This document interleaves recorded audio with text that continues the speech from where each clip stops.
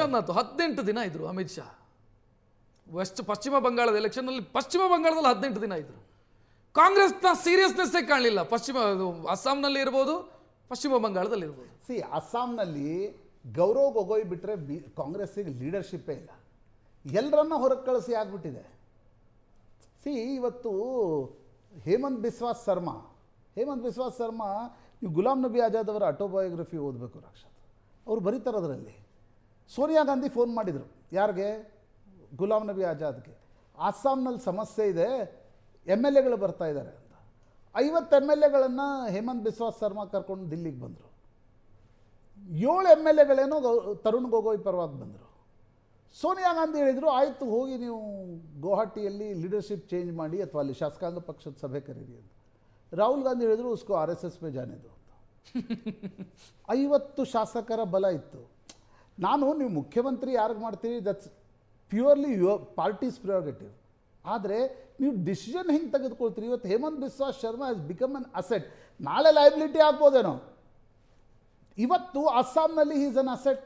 West ಬೆಂಗಾಲ್ನಲ್ಲಿ ನೀವು ಕಾಂಗ್ರೆಸ್ನ ಐರನಿ ನೋಡಿ.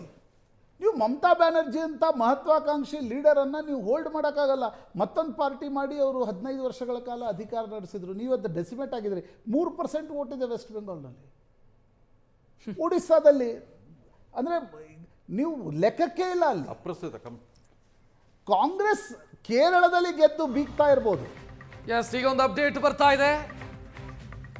ದಾವಣಗೆರೆಗೆ ಸಂಬಂಧಿಸಿದಂತೆ ಕೊನೆಯ 3 ಸುತ್ತಿನ ಮತ ಎಣಿಕೆ ಬಾಕಿ ಇತ್ತು. ದಾವಣಗೆರೆಯ 4 ಬೂತ್ಗಳಲ್ಲಿ ಮತಯಂತ್ರದ ಸಮಸ್ಯೆ.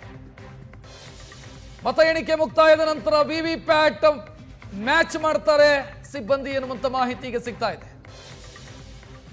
4 ಬೂತ್ಗಳಲ್ಲಿ ಮತ ಎಣಿಕೆಯ ಸಮಸ್ಯೆ ಕಾಣಿಸಿಕೊಂಡಿರುವುದು. ಇಲ್ಲಿವರೆಗೆ 19 ಸುತ್ತಿನ ಮತ ಎಣಿಕೆ ಮುಕ್ತಾಯ ಆಗಿದೆ. 2 ಸುತ್ತಿನ ಮತ ಎಣಿಕೆ ಮಾತ್ರ ಬಾಕಿ ಇರೋದು.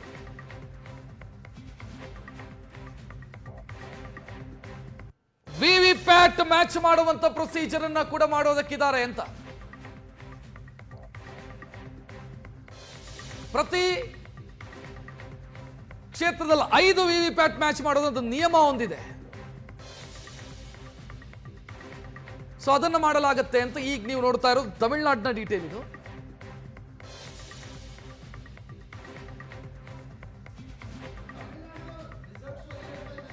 ಏನು ಹೇಳ್ತಿದೆ ಅದು? ವಿಜಯ್ ಸಿನಿಮಾ ಸ್ಟಾರ್ ಆಗಿ ಬಂದರೂ ಕೂಡ 2 ಪಕ್ಷ ಇದೊಂದು ರೀತಿ ಬಹಳ ಒಳ್ಳೆಯ ಎಚ್ಚರಿಕೆಯ ಕರೆಗಂಟೆ. This is a warning bell. ನಾವು ಒಂದ್ಸಲ ಅವ್ರು ಗೆಲ್ತಾರೆ, ಒಂದ್ಸಲ ನಾವು ಗೆಲ್ತೀವಿ. ಬಹುತೇಕ ರಾಜಕಾರಣಿಗಳು, ಕೇಶವ್ ಪ್ರಸಾದ್ ಅವರ ಹತ್ತಿರದಿಂದ ನೋಡಿದ್ದಾರೆ, ಅವ್ರು ಇನ್ನೂ ಚೆನ್ನಾಗಿ ಹೇಳ್ಬೋದೇನೋ. ಬಹುತೇಕ ಪಕ್ಷಗಳ ರಾಜಕಾರಣಿಗಳು ಇವತ್ತು ಹೆಂಗಾಗಿದ್ದಾರೆ ಅಂದರೆ, ಅವ್ರು ಒಂದ್ಸಲ ಗೆಲ್ತಾರೆ, ನಾವು ಒಂದ್ಸಲ ಗೆಲ್ತೀವಿ. ಪವರ್ ಇಲ್ಲೇ ಇರುತ್ತೆ ಬಿಡು.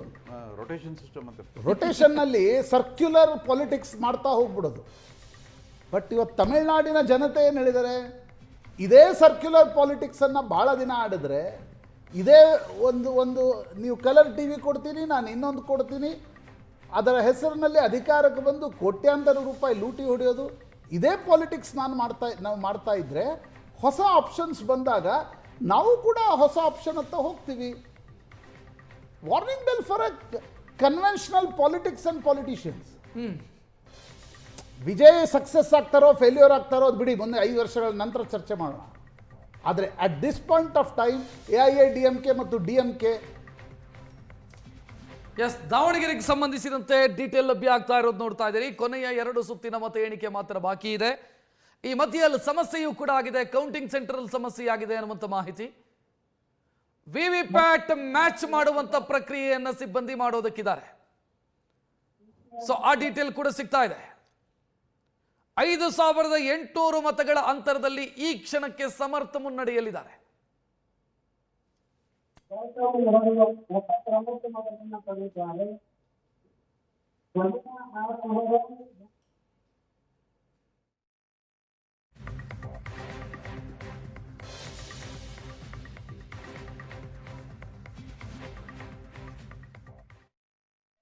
ಸಂಪರ್ಕದಲ್ಲಿ ಮಹಾಂತೇಶ್, ಏನಾಗಿರೋದು ಸಮಸ್ಯೆ? ಸದ್ಯನೀಗ ಇಂದು ದಾವಣಗೆರೆ ದಕ್ಷಿಣ ವಿಧಾನಸಭಾ ಕ್ಷೇತ್ರದ ಮತ ಎಣಿಕೆ ಕಾರ್ಯ ನಡೀತಾ ಇತ್ತು. 4 ಇವಿಎಂಗಳಲ್ಲಿ ಅಂದ್ರೆ 4 ಬೂತ್ಗಳ ಇವಿಎಂಗಳಲ್ಲಿ ಒಟ್ಟು ಒಂದು ಬೂತ್ಗೆ 2 ಇವಿಎಂಗಳಿದ್ವು. ಅಂದ್ರೆ 25 ಅಭ್ಯರ್ಥಿಗಳು ಇರೋದ್ರಿಂದ ಒಂದು ಇವಿಎಂ ನಲ್ಲಿ 15 ಅಭ್ಯರ್ಥಿಗಳು ಮತ್ತು ಮತ್ತೊಂದು ಇವಿಎಂ ನಲ್ಲಿ 10 ಅಭ್ಯರ್ಥಿಗಳ ಹೆಸರಿರುವಂತಹ 2 ಇವಿಎಂಗಳಿದ್ವು. ಈ ಪೈಕಿ 4 ಬೂತ್ಗಳ ಇವಿಎಂಗಳ ಸಮಸ್ಯೆ ಆಗಿದ್ದು ಅಲ್ಲಿ ಕೌಂಟಿಂಗ್ ಸಮಸ್ಯೆ ಆಗಿರೋದ್ರಿಂದ ಈ ಎಲ್ಲಾ ಮತ ಎಣಿಕೆ ಪ್ರಕ್ರಿಯೆ ಮುಗಿದ ಮೇಲೆ ಆ ವಿವಿಪ್ಯಾಟ್ ನಲ್ಲಿ ಸ್ಲಿಪ್ಗಳು ಏನ್ ಬಂದಿರುತ್ತೆ, ಆ ವಿವಿಪ್ಯಾಟ್ಗಳಿಂದ ಬಂದಂತ ಸ್ಲಿಪ್ಗಳನ್ನ ಎಣಿಕೆ ಮಾಡಿ ಕೌಂಟಿಂಗ್ ಆಗಿ ಸೇರ್ಪಡೆ ಮಾಡ್ತೀವಿ ಅಂತ ಚುನಾವಣಾಧಿಕಾರಿಗಳು ಹೇಳಿದ್ದಾರೆ. ನಾವು ಈ ಕುರಿತು ಚುನಾವಣಾಧಿಕಾರಿಗಳಿಗೆ ದೂರನ್ನು ಸಹ ನೀಡಿದ್ದೀನಿ ಅಂತ ಈಗ ಖುದ್ದು SDP ಅಭ್ಯರ್ಥಿ ಅಬ್ಸರ್ ಕೊಡ್ಲಿಪೇಟೆ ಅವರು ಹೇಳಿರುವಂತದ್ದು. ರಕ್ಷತ್, ಸದ್ಯ 19 ಸುತ್ತಿದ್ದು ಫಿನಿಶ್ ಆಗಿದೆ ಮಹಾಂತೇಶ್, 19 ಸುತ್ತು. ಎಸ್ ರಕ್ಷತ್, ಈಗ 19ನೇ ಸುತ್ತು ಕಂಪ್ಲೀಟ್ ಆಗಿರುವಂತದ್ದು. 20ನೇ ಸುತ್ತಿನಲ್ಲೂ ಸಹ ಕಾಂಗ್ರೆಸ್ ಸುಮಾರು 7,900 ಮತಗಳ ಮುನ್ನಡೆಯನ್ನ ಕಾಯ್ದುಕೊಂಡಿರುವಂತದ್ದು. ಇನ್ನೂ 10,000 ಮತಗಳ ಎಣಿಕೆ ಬಾಕಿ ಇದೆ. ಅಂದ್ರೆ 21 ಸುತ್ತು ಮತ ಎಣಿಕೆ ಇರುವಂತದ್ದು. ಮತ್ತೆ ಈ 4 ಇವಿಎಂಗಳೇನು ಬರ್ತೀವಿ ಎಲ್ಲ ಸೇರಿ ಒಂದು 10,000 ಮತಗಳ ಎಣಿಕೆ ಬಾಕಿ ಇರುವಂತದ್ದು. ಹೀಗಾಗಿ ಕಾಂಗ್ರೆಸ್ ಅಭ್ಯರ್ಥಿ ಗೆಲುವಿನತ್ತ ದಾಪುಗಳು ಆಗ್ತಾ ಇದ್ದಾರೆ ಅಂತ ಹೇಳ್ಬೋದು. ಈಗಾಗಲೇ ಚುನಾವಣಾ ಮತ ಎಣಿಕೆಯ ಕೇಂದ್ರದ ಒಳಗಡೆ ಕಾಂಗ್ರೆಸ್ ಚುನಾವಣಾ ಏಜೆಂಟರು ಒಂದು ಸಮರ್ ಚಾಮ್ನೂರ್ ಅವರ ಪರ ಘೋಷಣೆಯನ್ನು ಸಹ ಕೂಗ್ತಾ ಇರುವಂತದ್ದು. ಮಹಾಂತೇಶಿಗೆ SDP ಅವ್ರದ್ದು ಏನ್ ಆಕ್ಷೇಪ ಏನಿರೋದಲ್ಲಿ? ರಕ್ಷತ್, SDP ಅವ್ರದ್ದು ಒಬ್ಬರದೇ ಆಕ್ಷೇಪ ಅಲ್ಲ. ಅಲ್ಲೂ ಮತ ಎಣಿಕೆ ಮಾಡ್ಬೇಕಾದ್ರೆ ಒಂದಷ್ಟು ಬೂತ್ಗಳ ಅಂದ್ರೆ 211 ಆಗಿರ್ಬೋದು, 111 ಆಗಿರ್ಬೋದು, ಈ ರೀತಿ ಬೂತ್ಗಳ ಆ ಸಂಖ್ಯೆ ಮಷಿನ್ ಏನಿದ್ದು ಆ ಇವಿಎಂಗಳು, ಆ ಇವಿಎಂಗಳಲ್ಲಿ ಮತ ಎಣಿಕೆಯ ವೇಳೆ ತಾಂತ್ರಿಕ ಸಮಸ್ಯೆ ಕಾಣಿಸಿಕೊಂಡಿದೆ. ಈ ತಾಂತ್ರಿಕ ಸಮಸ್ಯೆ ಏನು ಕಾಣಿಸಿಕೊಂಡಿದೆ ಅದನ್ನ ಈ ಎಲ್ಲಾ ಮತ ಎಣಿಕೆ ಕಾರ್ಯ ಪ್ರಕ್ರಿಯೆ ಮುಗಿದ ಮೇಲೆ ಆ ವಿವಿಪ್ಯಾಟ್ ಅಲ್ಲಿ ಸ್ಲಿಪ್ ಏನು ಬಂದಿರುತ್ತೆ ಅದನ್ನ ಎಣಿಕೆ ಮಾಡಿ ಅದನ್ನ ನೋಡ್ತೀವಿ ಎಂಬ ಮಾತನ್ನ ಈಗ ಚುನಾವಣಾಧಿಕಾರಿಗಳು ಹೇಳಿದ್ದಾರೆ ಅಂತ ಈಗ ಅಬ್ಸರ್ ಕೊಡ್ಲಿಪೇಟೆ ಅವರು ಇರುವಂತದ್ದು. ಅಧಿಕೃತವಾಗಿ ಚುನಾವಣಾಧಿಕಾರಿಗಳು ಈ ಕುರಿತಂತೆ ಏನು ಮಾಹಿತಿ ನೀಡ್ತಾರೆ ಎಂಬುದು ಮತ ಎಣಿಕೆ ಕಾರ್ಯ ಇಮಿಡಿಯೇಟ್ ರಿಸಲ್ಟ್ ಸಿಗಲ್ಲ ಸಂಜೆ ತನಕ ಆಗತ್ತೆ ಹಂಗಿದ್ರೆ ಇದು? ಎಸ್ ರಕ್ಷತ್, ಅಂದ್ರೆ ಈಗ ಆ 3 ಇವಿಎಂಗಳು ಅಂದ್ರೆ 3 ರಿಂದ 4 ಇವಿಎಂಗಳು ಏನು ಮತ ಎಣಿಕೆಯಲ್ಲಿ ಒಂದ್ ರೀತಿ ಗೊಂದಲ ಇದೆ ಅಂತ ಹೇಳಾಗ್ತಾ ಇದೆ. ಆ ಎಣಿಕೆ ಕಾರ್ಯ ಮುಗಿದ ಬಳಿಕವೇ ಫೈನಲ್ ರಿಸಲ್ಟ್ ಸಿಗೋದು. ರಕ್ಷತ್, ಏನು ಈ ಮತ ಎಣಿಕೆ ಕಾರ್ಯ 21 ಸುತ್ತು ಕಂಪ್ಲೀಟ್ ಆದ ಮೇಲೆ ಆ 4 ಇವಿಎಂಗಳ 4 ಬೂತ್ಗಳ ಇವಿಎಂಗಳನ್ನ ಮತ ಎಣಿಕೆ ಮಾಡಿ ರಿಸಲ್ಟ್ ಅನ್ನ ನೀಡ್ತೀವಿ ಎಂಬ ಮಾತನ್ನು ಸಹ ಚುನಾವಣಾಧಿಕಾರಿಗಳು ತಿಳಿಸಿದ್ದಾರೆ ಅಂತ ಈಗ SDP ಅಭ್ಯರ್ಥಿ ತಿಳಿಸಿರುವಂತದ್ದು. ಥ್ಯಾಂಕ್ ಯು ಮಹಾಂತೇಶ್ ಮಾಹಿತಿ. ಪಕ್ಷದ ಹಿಡಿತಾ ಇರುವಂತಹ ನಮ್ಮ ಒಳ್ಳೆಯ ವೋಟ್ ಆಗಿರುವಂತಹ ಇದೆ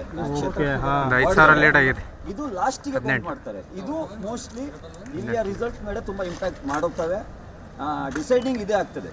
ನಾನು 6 ವರ್ಷ ಮಾತಾಡಬೇಕಾದ್ರೆ ಗೈಡ್ಲೈನ್ ಓದಿದ್ರು ಅವರು. ಗೈಡ್ಲೈನ್ ಪ್ರಕಾರ ಇಂಥ ಡಿಫೆಕ್ಟ್ ಏನಾದರೂ ಬಂದರೆ ಟೆಕ್ನಿಕಲಿ ಅದು ವಿವಿಪ್ಯಾಟ್ ಕೌಂಟ್ ಮಾಡಬೇಕೆಂಬುದು ಗೈಡ್ಲೈನ್ ಇದೆ. ಹಾಗಾಗಿ ಅದು ಲಾಸ್ಟಿಗೆ ಮಾಡುವಂಥದ್ದು. ಮತ್ತು ಇನ್ನೊಂದು ವಿಶೇಷತೆ ಏನಂದರೆ ಈ ಚುನಾವಣೆಯಲ್ಲಿ ಈ ಏನು ಈಗ ನಡೀತಾ ಇದೆ ಕೌಂಟಿಂಗ್ ಪ್ಯಾಟ್ರನ್ ನೋಡಬೇಕಾದ್ರೆ ವಿಶೇಷವಾಗಿ ಗಮನಿಸಬೇಕಾದಂಥ ವಿಚಾರ ಏನಂದರೆ ಈ ಬಾರಿ ದಾವಣಗೆರೆ ಜನರು ಬದಲಾವಣೆಯನ್ನು ಬಯಸಿದ್ದಾರೆ ಎಂಬುದಕ್ಕೆ ಸ್ಪಷ್ಟ ನಿರ್ದೇಶನ. 17,593 ಮತಗಳು ಈ ಹಣಬಲ, ತೋಳ್ಬಲ, ಅಧಿಕಾರದ ಬಲ, ಇಡೀ ಕ್ಯಾಬಿನೆಟ್ ಬಂದು ಇಲ್ಲಿ ಕೂತರೂ ಕೂಡ ನಾವು ಒಂದು ಬದಲಾವಣೆಯನ್ನು ಬಯಸ್ತಾ ಇದ್ದೀವಿ ಎಂಬಂಥ ಮನಸ್ಸನ್ನು ತೋರಿಸಿದ್ದಾರೆ.